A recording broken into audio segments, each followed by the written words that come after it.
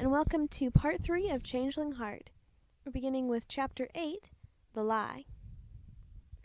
Hyperventilating, Pestilence flew as fast as she could to the outer limits of Ponyville. How is this possible? How? No changeling ever leaves the swarm. It's unthinkable. She landed and turned to look back at the town. How am I supposed to carry out my mission now? With another changeling around, I'm sure to be found out. She stomped a hoof angrily. I'll just have to come up with a new plan. Pinkie Pie, there's some pony here to see you. Mrs. Cake's voice came from downstairs. I'll be right there. Pinkie sat aside the balloon animal she had been making and went to unlock her door. She stopped. Oopsie, that was close. A flash of green restored her pony persona, and she proceeded to head down the stairs. The Cakes were talking to a gray earth pony she had never seen before, which she found odd since she knows every pony. Oh, Pinkie, we were just chatting with your cousin here. She's truly delightful, Mrs. Cake gushed. My cousin? She looked at the pony in confusion. They were gray with a darker gray mane and piercing green eyes. I've never ever met this pony before. Remember me, Pinkie? Flypaper? We met at a family reunion once. The gray mare forced a smile. Pinkie was about to contradict her when she noticed something. I can't feel any sort of love coming from her. It's like I'm being blocked out. Wait just a diddly-darn second.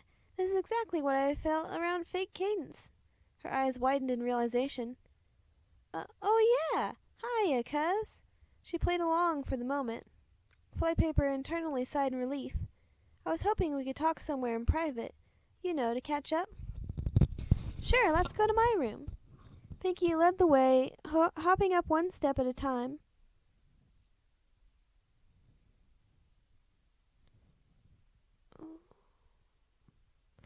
Flypaper's ascent was more graceful. Once they were inside the room, Pinkie locked the door behind them.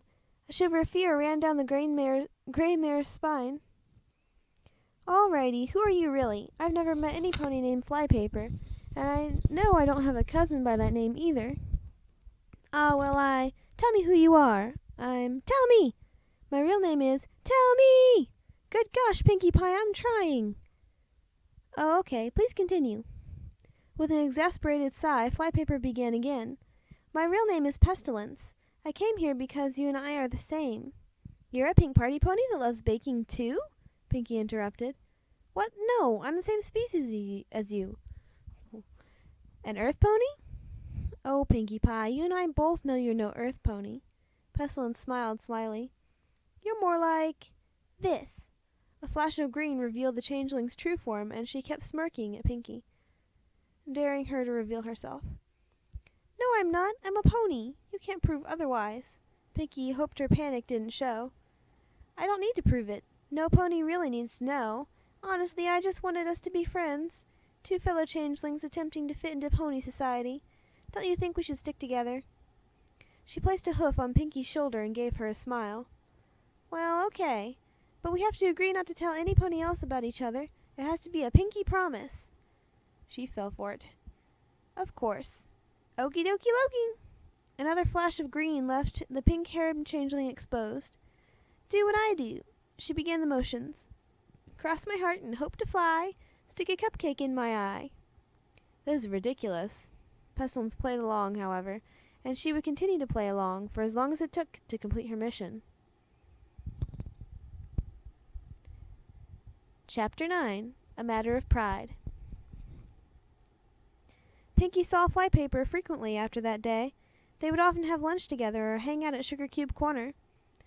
On one particular occasion, they were locked away in Pinkie's room where the pink mare was teaching her card tricks. Pinkie, can I ask you something? Flypaper said. Sure. Do you ever wonder what would happen if your other friends knew the truth?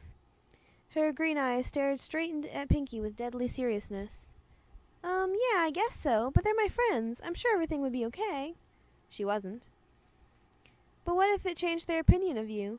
What if they stopped loving you or tried to hurt you? The gray mare pressed. Pinkie jumped to her feet. They would never try to hurt me.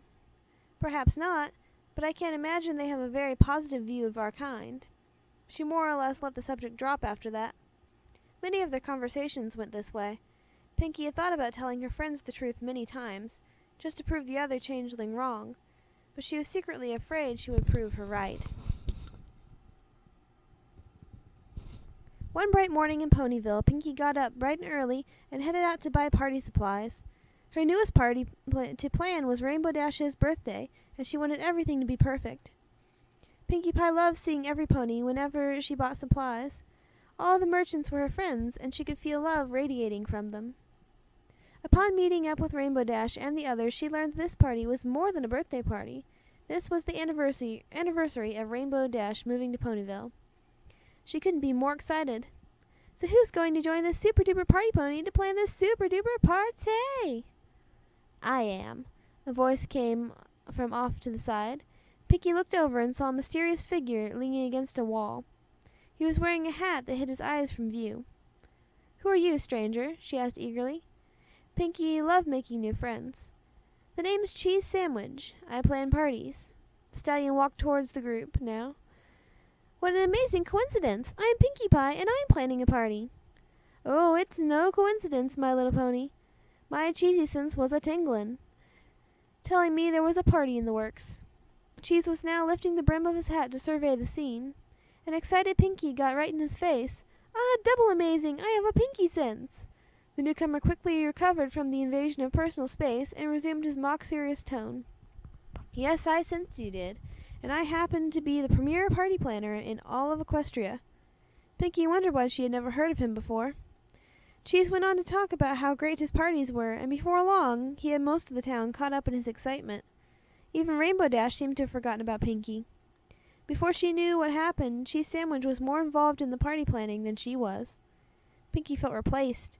Her whole life was about throwing parties and making ponies happy, but now some pony had come along that seemed to be better at that. She nearly quit, but then she remembered all the parties she had thrown in the past. I've made ponies happy before, and I can do it again. I just have to show them that I'm the best party pony around. In hindsight, a goof-off probably wasn't the best idea. Pinkie had challenged Cheese Sandwich to a rather unusual showdown. The winner would plan the party, and the loser wouldn't. Halfway through, however, Pinkie realized that her actions were making Rainbow Dash miserable. This isn't what I wanted.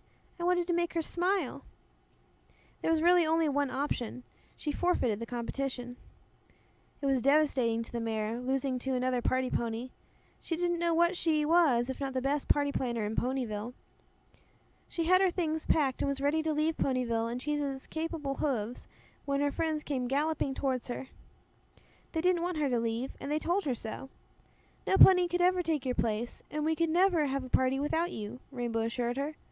The 6 mares came together for a group hug, and Pinkie could feel the strength of their love. Rainbow Dash is right, Cheese could suddenly be heard. I never wanted to take your place in Ponyville. I just wanted to show you what a great party pony I am. Why me? Pinkie replied in surprise. Cheese explained that it was Pinkie who had inspired him to become a party pony in the first place. A party she had thrown had shown him the joy they could bring. She was his hero, and he loved her just as much as every pony else. What's with you today? You seem 1,000,000 miles away. Pestilence was annoyed. Ever since Rainbow Dash's birthday party, Pinkie Pie had seemed extra happy. It was nauseating.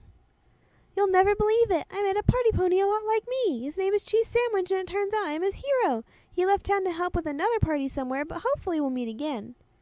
You sound like a love-struck foal, Pestilence grumbled. Well, what? Don't be silly, Flypaper. Cheese is my friend. Anyway, we might never see each other again, Pinkie defended. True. And then there's the fact that you aren't the same species. Your friends might by some miracle accept the real you, but the stallion barely even knows you. I already told you, we're just friends. But Pestilence's words took root.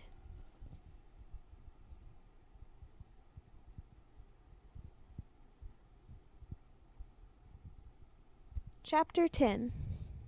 One by One. Night had fallen over Ponyville. The air was cool and all was silence. Octavia Melody found herself extremely late getting home after a practice session had run long. Her pace quickened. She really didn't like being out after dark. Out of the darkness came a sudden sound, a rustling of wings. Octavia froze. Who was there? Silence. Hoping it was just a stray cat, the mare resumed her walk home, a bit faster now. A flash of something black could be seen out of the corner of her eye. Spinning around towards it, she called out again. Who is there? The street was empty. Octavia was starting to get scared. She cautiously looked around her for any sign of another living creature. All was stillness and silence. She sighed. How silly, my eyes must be playing tricks on me in the dark. She turned back around to continue home. Solid blue-green eyes met her purple ones, and sharp fangs caught what little light of the street lamps gave off. Octavia screamed. Carrot Top was up late that night reading in bed. She had just gotten to the good part when she heard a soft thud come from downstairs. She remained quiet a moment, listening. Downstairs a floorboard squeaked. Some ponies in the house, she realized with a chill.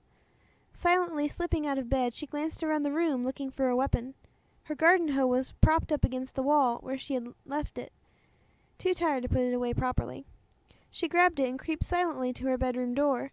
Putting an ear up to it, she listened. There was only silence at first, and then some ponies on the stairs. Frozen with fear, she waited until the footsteps stopped. The intruder was right outside her door. She could hear them breathing. Taking a calming breath, Carrot Top decided to act. She threw the door open, hoe and hoof ready to strike. No pony was there. The mare's eyes darted to the left and right. She knew what she had heard. They had been right there. Perhaps I should call the authorities, she thought, recalling the phone beside her bed. Cautiously, she shut the door. Calm down, Carrot Top. Just get to the phone. She turned, and there stood the intruder. She screamed, then all was silence. The Changeling Queen sat in her new lair. A wicked smile adorned her face, and she began singing softly.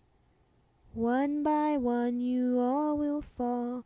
My changelings will replace you all. When I'm through, you will be too. I have so much in store for you. Her wicked laugh echoed off the walls. That's where we'll be ending part 3. We'll pick up again with part 4 in another video. Thanks for watching.